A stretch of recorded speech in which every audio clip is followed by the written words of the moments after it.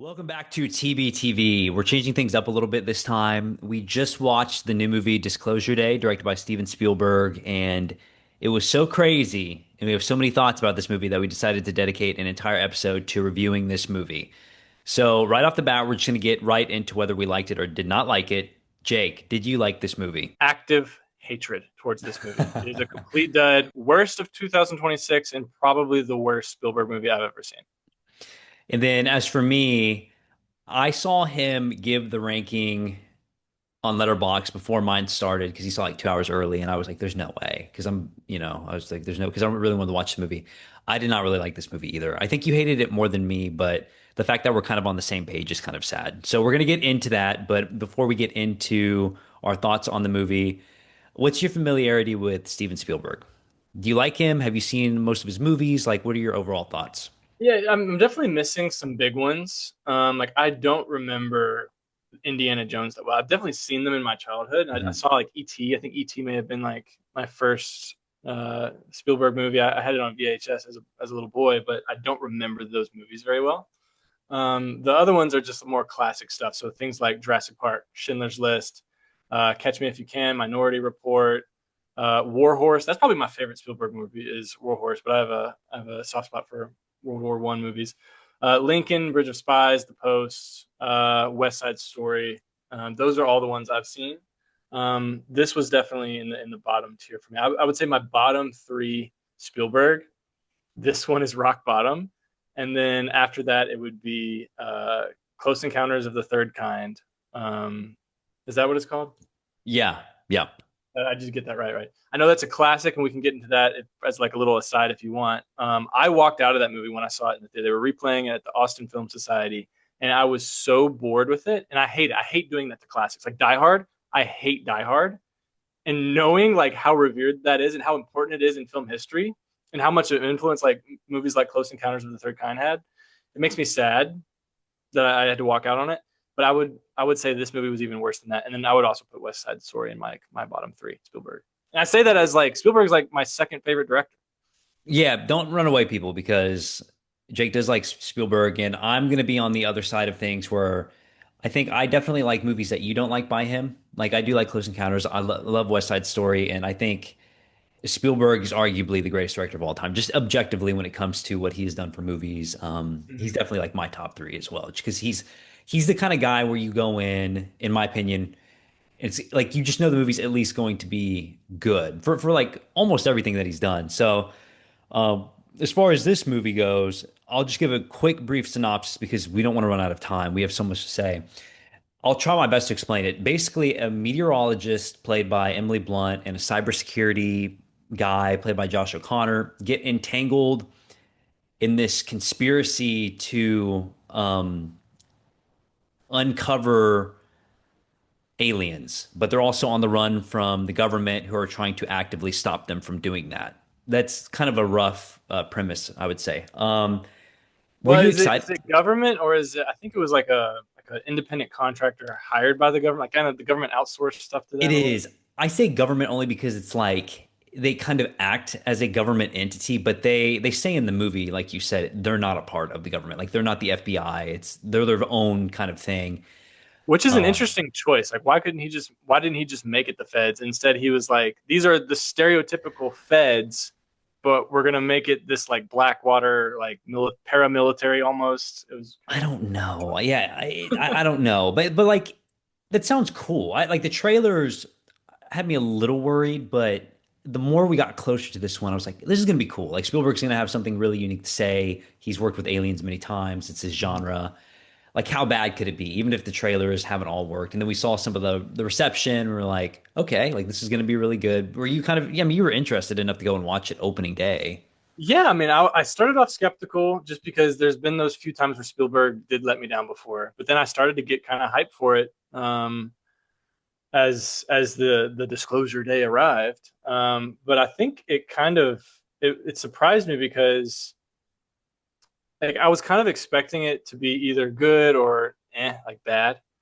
But it seems like you remember when we did the prediction of the slate, and I was like, I think the Odyssey is going to be a very divisive movie. Yes. it's looking like this movie is about to be a very divisive movie because there are people on Letterboxd and on social media and stuff who are loving this, and there are people like me who are just absolutely reluctantly, sadly, God forgive me, hating it.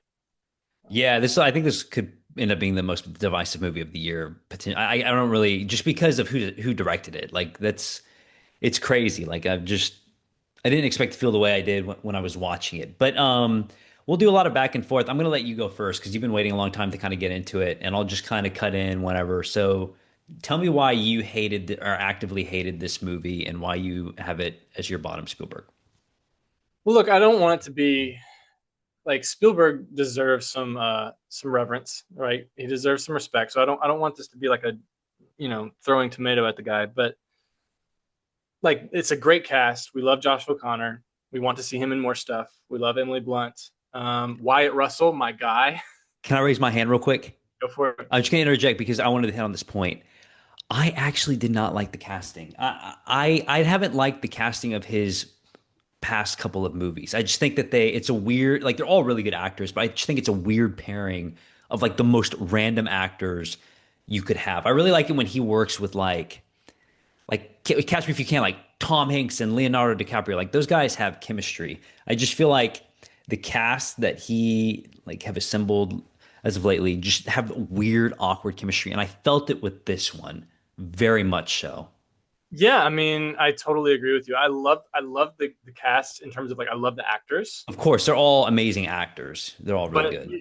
me and my girlfriend were talking like Emily Blunt. Like it's hard to buy her as like a middle class news anchor, weather woman. You know what I mean? It's just like what was Spielberg thinking casting her? The only person who like really worked for me in their role was Wyatt Russell. So He was I'm good. he was relatable because it was like, no, you are talking crazy. You know what I mean? It's like you're kind of on his side a little bit. But even then, man, like I couldn't get into the visuals, the editing, like the lighting was really off. Like it just seems like there was a lot of bright, like shining in my face stuff for no reason. Like literally just like a window in like the little shack, that little hideout, some of those windows. Like there's not a UFO on the other side of that window. Why is it shining in my eyes like that?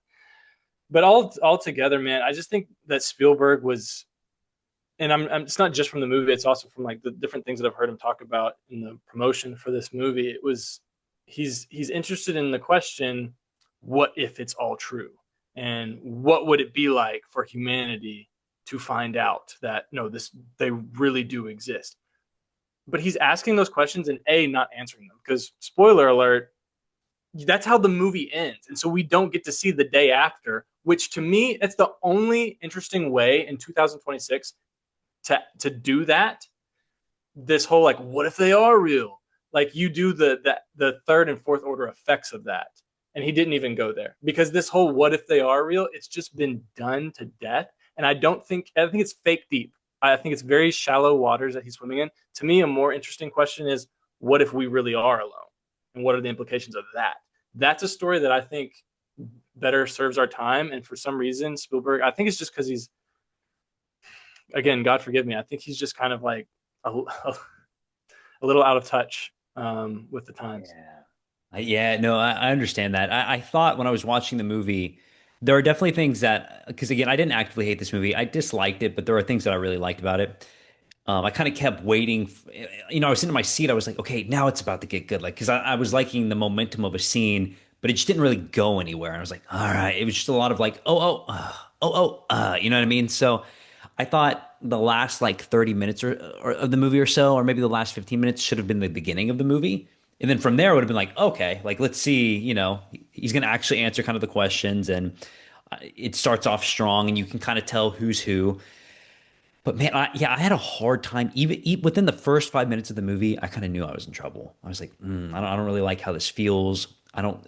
Starting at a wrestling match was weird. I didn't like how it was. That was Dude, really odd. within the first like 10 seconds, I'm thinking like first Raimi Spider-Man. I got you for three Yeah, minutes. yeah. But like the things I liked about it, it does have that look. The lens flares where it's you get hit with the light. He used that style of cinematography a lot. post 9/11. It's referred to as post 9/11 Spielberg because he was kind of angry and making these kind of really intense movies, which is my favorite era. I love that. So I like the look of the movie because it reminded me of that. And this is the type of story that he would have told, I think, in that era. The music was great. I thought the acting was great. Some pretty cool scenes, but overall, how you said it looked like he was out of touch. I just felt like this movie really showed his age, kind of like. Yeah, and I hate that. I hate I that. hate saying that, dude. Like I like bad movies and bad, but this one I was just really blown away by like, how old he kind of seemed like as it played out. Yeah, and there was a lot of the writer. Apparently, the writer has done some pretty bad movies. Let's see, He's David. also done great. Yeah, David Kep, he wrote the first Spider-Man with Sam Raimi. He wrote Oh Jurassic wow. Park. Yeah, no, he's had a lot. He was great back in the day, but the way this movie was conceived apparently is Spielberg typed up like 40 pages of notes on his iPad for this idea and gave them to David and was like, make this movie. And that's how the movie was made. Oh wow. Okay, so I was seeing how they were talking about how he wrote Jurassic World Rebirth, Dial of Destiny, The Mummy, and I was thinking, oh no, no wonder. But he also Mhm. wrote Presents, man.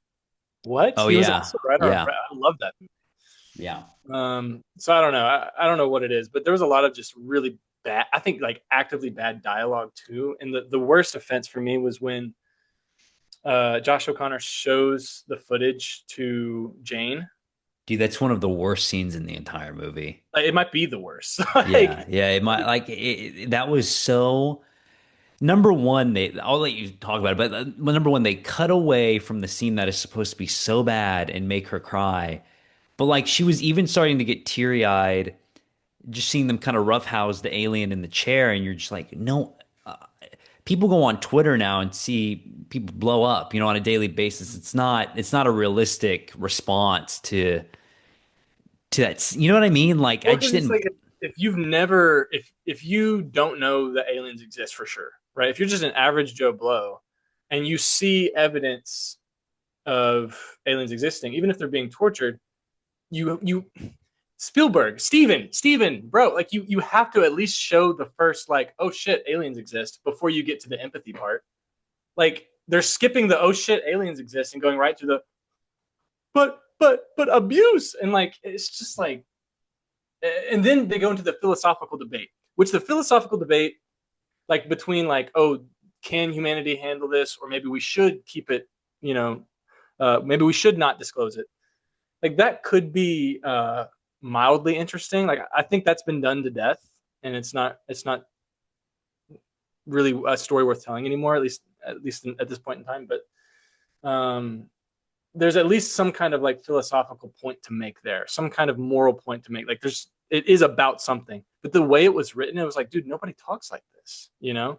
Where she starts No. walking up and being like talking about like people struggle to believe in God. Now you want to show them this other deity. I'm like, who the fuck would see an alien like that and think deity in today's day and age? You know what I mean? Like, No, nobody maybe if would. you're in ancient Babylon or some shit, you know what I mean? But not now. Like, it's just so. You could just tell he was trying to do a particular theological thing that just doesn't work. It did not translate well. And then there are two other things I want to talk about. One of them, I'll hit this one first. So the other video at the end, whenever we finally get to Josh O'Connor, he has all of his little files and they're uploading it to the news to be broadcast to everyone. And Emily Blunt's getting ready to tell the world about, what the alien said. And Wait, they're showing you mean when they're getting ready to do that, or when it's already begun?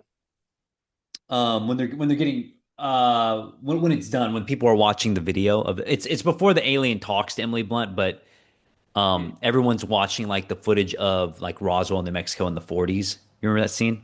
Yes, yeah, I actually thought for the most part it was well done, but there was a couple things that took me out of it. But go ahead. I did not. I thought that like it was so goofy, and again, it's just I think if this movie had come out in the 90s, I would forgive a lot more. But like for it to come out in this day and age, and everyone to freak out, everyone would question the hell out of that video and be like, "This is AI. Like, that's not real. This does not look. You know what I mean?" But everyone was just like, "Oh my gosh, oh, you know what I mean?" Yeah, and it's just also like there's something very like Man of Steel 2013 about this idea of everyone looking at their screens all at the exact same time. Yeah, yeah. You know what I mean? It's like, okay, we let it slide when Zack Snyder did it, but it, you know what I mean? It's kind of like people would like watch it and be like, huh, and then go on about their day. It's not like this collective moment like that neatly done. And I think another thing that bothered me about it, I need to go, I need to do some research to see if this was real. Remember how there was like some news reports about like apparently there's some kind of like civil war happening in North Korea. There was like an Yeah. uprising, rebellion or whatever. When they got to the end and they were showing all this alien stuff at the very end, dude, I think there was like a truck of North Korean soldiers looking down at their Oh yeah, phones. I think so. I remember that scene. I couldn't. Yeah, yeah. And it had like, I think it was like North Korean, like regime military, because it had like the North Korean flag on their shoulders. And I was just like, you think these guys have access to the internet and are like watching this all happen right In now? the back of a truck. Yeah, no, Like, and I don't like either how. I mean, there's a lot to this, but the sum it up, the answer to all of this is like mathematics. It's like that's the answer, but it's kind of like a thing of where mathematics is confusing. Nobody wonder when we say that, people will be like, "Oh, yeah, that makes sense." Like they don't have to explain it because people don't understand mathematics. I thought that was a really lazy just answer. You know what I mean? They just were like, "Yeah, mathematics." Did you think the same thing? yeah, I thought so. There's this one review. Let's see, is this the one? Talking. There's a review I saw by a user named Deck with two Ks on Letterboxd, and he talks about the movie's lack of an internal logic. And he's saying, despite possessing near miraculous technology, the aliens supposedly abduct children to serve as translators years later. A premise that falls apart under scrutiny. So it's like, not only do they have this magic MacGuffin that can do anything that the plot requires it to do, but they also were able to get to the other side of the universe to us, but somehow they needed to plant this mathematics in their brain 20, 25 years ago for this to work. You know what I mean? It's like, bro, just we have Google Translate now. You know what I mean? There's no way that they wouldn't have something like that. It's just kind of goofy. The more you like zoom in, the goofier it gets. Yeah, and I had a hard time with I mean, even still right now, Daniel, played by Josh O'Connor, who is he? Like you know what I mean? Like who is this guy and why was he affected? I mean, we kind of see why whenever he's a kid to that flashback scene, but I feel like it was too vague. Like I really did not understand Yeah. Emily Blunt's power. I thought that was kind of cheesy how it was presented, where like people would look at her and they would be like, "Oh yeah, that's my like their loved one," and they would just like kind of let them go. Like I did not understand how these powers worked, if they were powers, like is it still Emily Blunt? Like what's Yeah. inside of them? There's Yeah. so many questions where I'm like, how does this all work? You know? There were so many times where me and my girlfriend looked at each other and we are just like, wait, what? And that was a big one of like when the villain sees his wife or his dead wife and he's Oh looking, yeah, like they took way too long to answer that question.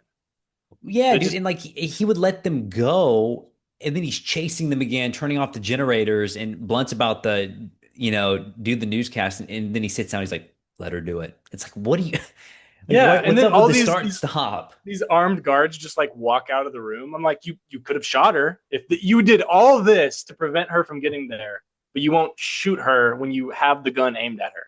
Like it's like I feel bad the for complaining. I usually never complain about movies like this. I don't go. I can forgive I a do. lot of things. I Yeah, do. no, no. And I just want them to know, like, I never do this. I like bad movies, especially movies that are considered bad by Spielberg. Like Hook is in my top 10. I love Sure. that movie. Um, but this one, I'm very surprised by like the Rotten Tomatoes, and most of my friends have loved it. So I like. I'm glad we see eye to eye on it.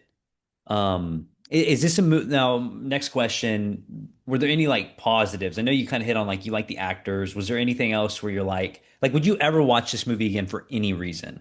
No, never.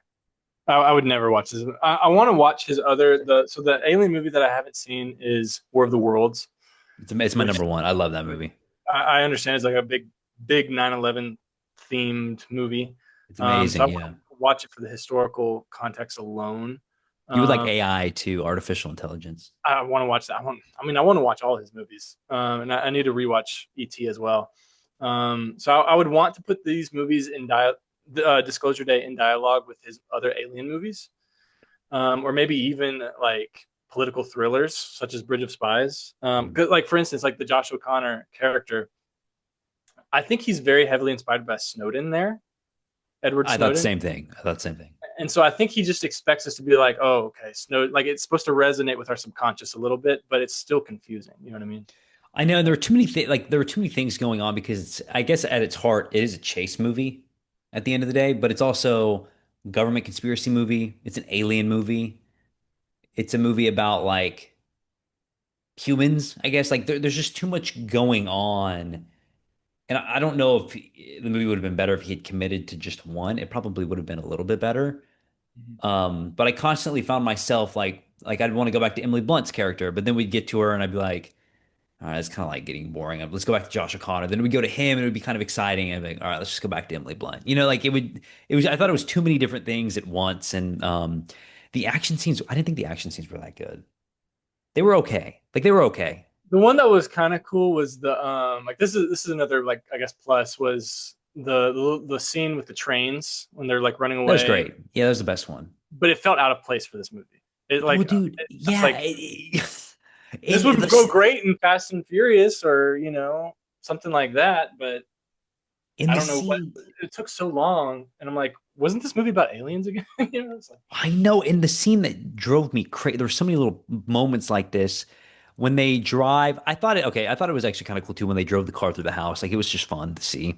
But he's in the car with her, and she stabs her hand to. I don't even understand how that thing works either. Like I don't understand it. So she's able to kind of regain consciousness, and they almost drive off of the cliff. And she's like, wait. And they get out and they look behind them and they're actively like driving towards them. And she's like, put it in drive. And she puts the thing on the pedal and it drives over the cliff. And they're just hiding behind a rock that's like right there. that's And they another all they moment. they all pull up and they're like, okay, we're good. And then they start walking. I'm like, they totally would have like, dude, they totally would have found you. Like you're That's right another there. moment. That's another moment where my girlfriend and I just looked at each other and was like, Yeah, dude. I thought of you in that scene. I was like, we would look at each other like right now in this scene. "Yep." Did Eileen, your girlfriend watch it with Did not like it at all. you? Yeah. Yeah, she wasn't really excited for it, but she was excited because I was excited. And she expected it to be good because it's Spielberg, but she was just like, that's boring. She said it was too boring, too long. I think for me, I give it like 2.5 on Letterboxd just because I did I like the cinematography. I thought the score, John Williams is always great. Like I thought it was a great score. Sure. Yeah, I'll give you that Um, too. I thought Emily Blunt was fantastic, even though I don't like all of the things with the character. I thought she kind of held the movie on her back personally. It was interesting enough for me during her scenes most of the time. I think I want to rewatch it only because I want to like it. I want to see what other people see in it. So I feel like I will watch it again eventually. Probably not in the movie theater, but for me, I would definitely put it like low tier Spielberg. Like it's not his worst. Like he's definitely made worse movies, but it's like bottom five probably for sure. For me, like I gave it half a star, which is really harsh. I usually don't go that harsh on movies like this. But for me, I'm just looking at it from the perspective that like Spielberg is a master of his craft. He should know better. You know, Yeah. like Yeah. there's no way. Like there's so many moments like throughout the script, throughout the pre-production and production and the editing. Like you should have seen some of this and been like, wait, what?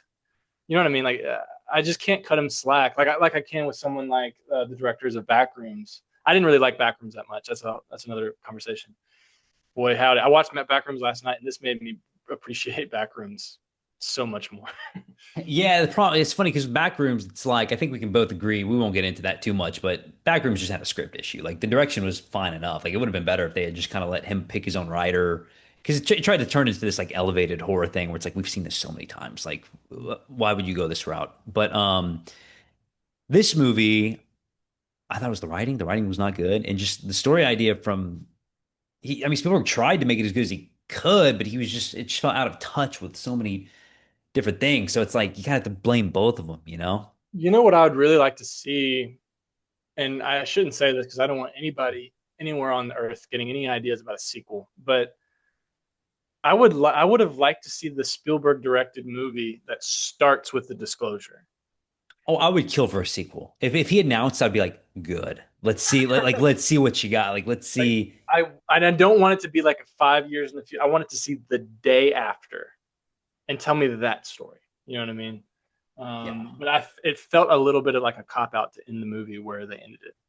Yeah, and you knew, I mean, you knew it was gonna end there. Like, yeah, did you feel it? You knew it's like, of course, like Well, I easiest mean, I part. kept in the back of my mind, I kept kind of hoping for some kind of subversion where maybe what we saw with because we saw the footage of the aliens, like maybe that was fake, or maybe there's some other thing going, like maybe there's some secret third thing. You know what I mean? But it never went there. I kept waiting for like Do you some kind of like the rug to be pulled, but it never. do you think that I think there is an objective answer to this, but I've seen a lot of people comment on the positivity of the ending and how you're supposed to feel uplifted, and it's like a very positive thing for humanity. Did you feel that at all, or like was it conveyed to you, or did you just feel empty or numb, or what did you feel like as far as the movie, like the message of the movie, I guess? I mean, it's hard for me to not see the ending through like the current political context. Not to get super I know, political, I know. but it's just like we literally have an ongoing debate in this country and our political culture on whether or not empathy is a sin or not, or is empathy good or not. And so for me, watching the ending where you have this reporter walking us through all the footage, and she has this empathy for the tortured aliens, and she recognizes the magnitude of this moment for humanity and planet Earth. Like I can just already hear the Fox News rebuttal. You know what I mean? Or the far right Twitter rebuttal, or the Kanye Twitter rant rebuttal. You know what I mean? Like, I can just already kind of hear it. So it's like, no, there's nothing uplifting about it because I know exactly what comes next. This is daily life. Yeah, not really, not very realistic. And I know people don't go to movies for like realistic things, but I kind of I just felt indifferent.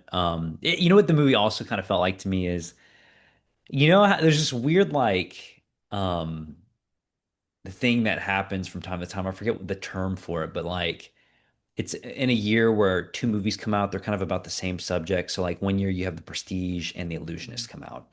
And then it Mm. also happened with I think The Darkest Hour and Dunkirk, where it was like, oh wow, like you know what Yeah. I mean? Yeah. That was a This good year. That was cool. it was a great year, yeah, yeah. But sometimes that would happen in the 90s where it would be the same type of movie, but one would obviously be much better than the other. Mhm. And I was thinking that I think the year is 97. I'm pretty sure it was 97 or 98. But what if this come out in 97? This would make a killer double feature with Contact. Contact would obviously be like the better movie, but this would be the year that this would come out. You know what I mean? I thought you were going to say Independence Day. When did Independence Day drop? I think that was 96. But Yeah, Contact's kind of the 96. more Contact's the more like elevated, you know what I mean? Like sophisticated alien movie. And this one's kind of trying to be that, you know? Yes. Man, I miss Contact. We have to rewatch that soon. This I made me want to love watch Contact. But yeah, this would make a weird, like, not good double feature, but it would be like like, I don't know. I feel like it would be a thematically, fitting double yeah. feature thematically. Yeah. Yeah, well, I mean, particularly because and like you know me, dude. Like when a movie brings in religion in any way, shape, or form, I go nuts. Sometimes I try to bring religion and theology into it where it's nowhere to be found. That's just how my brain works. And I'm also like a huge fan of nuns. I think nuns are so badass and so cool. But for some reason it just didn't work in this movie for me. Like at the very beginning when they go to the cloister where the nuns are to drop Jane off, the nun walks up to Josh O'Connor and she's like, she basically tells him to fuck off. Like I forget exactly what she says, but basically like, bring your trouble elsewhere, kid. And I'm like, look, from like a someone who cares about my friends and my family members, I can kind of empathize with that because I would want someone who's bringing trouble to my people to fuck off too.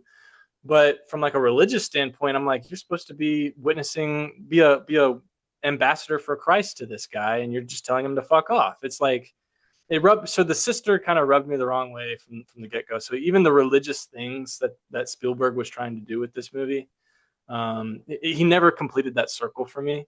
But all that just to say, to your point, Contact is also a movie that brings religion and faith to bear on the question of extraterrestrials. So it would thematically be a good double feature. Yeah, I expected it to be dive a little bit deeper into the religion stuff, but there really wasn't much there to chew on. It was just kind of like, okay, like Yeah, it was just like I think it boils down to like if aliens were discovered to exist, does God love them too? Like, and what does that have? What implications are there for how we should treat the aliens? And so in that kind of roundabout way, it seems like he's kind of doing um, just kind of like, hey, how are you treating immigrants at the border? How are you treating the prisoners? And but again, it's been said, you know, it's been, and this isn't a particularly fresh way to make that point anymore.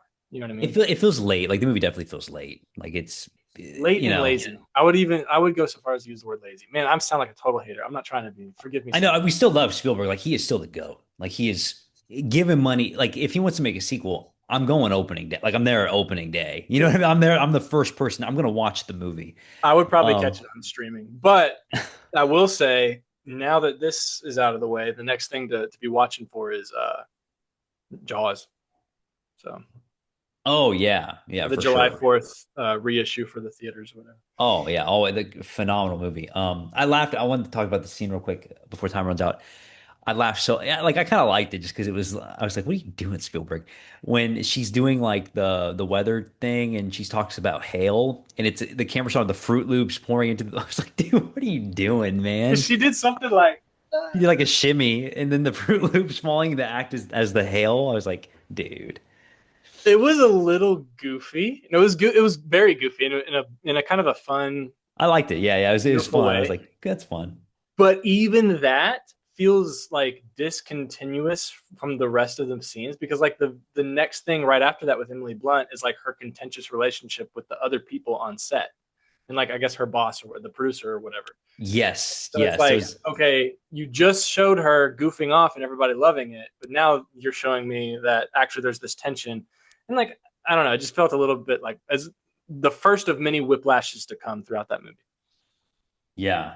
So unfortunately, we're running close to being out of time, but I'm glad we got to review this movie. I think that as far as recommending it, I would say go see it just because it's Spielberg. Take a chance on it. I mean, people are liking it. I'd say we're in the minority, kind of, just in terms of like the Rotten Tomatoes. It's always worth going to see a movie made by Spielberg. So you probably will end up liking it. I would say there's a greater chance you will like it. But we just thought it was very polarizing and just Yeah. not what we're used to. Not what we're used to with Spielberg. You mind if I bring in my girlfriend for this? Yeah, yeah, we got about a minute 45. Yeah. Okay, Julie wants to pipe in. Do not go, guys. It's a waste of money. Don't. If you have like an inkling of like maybe I should watch maybe because Spielberg just pay for like pirate okay maybe not pirate it but don't spend the 20-25 bucks that we spent per ticket. It is not worth it. Don't go. Okay, It's 2.5 hours long. somehow even more passionate about her opinion than I am about my pain, my opinion. That's why we But saved her for last. That's why we saved her for last. for me, it's like it is good for the movie fans, for the Spielberg fans who want to be like in the Yeah. discussion. Like if you're one of those people, definitely go see it. If you're an average person, there's like an average Joe Blow. You're not a film person, then you know you're probably not And watching this anyway. yeah, and if you think and if you want to like fight us on it, we would love to hear your counter. Like that's why we're doing this is because like defend it. Like we would love to hear that. We hope you do love it so we can hear why. But we have like 30 seconds left. Where can the people find you, Jake?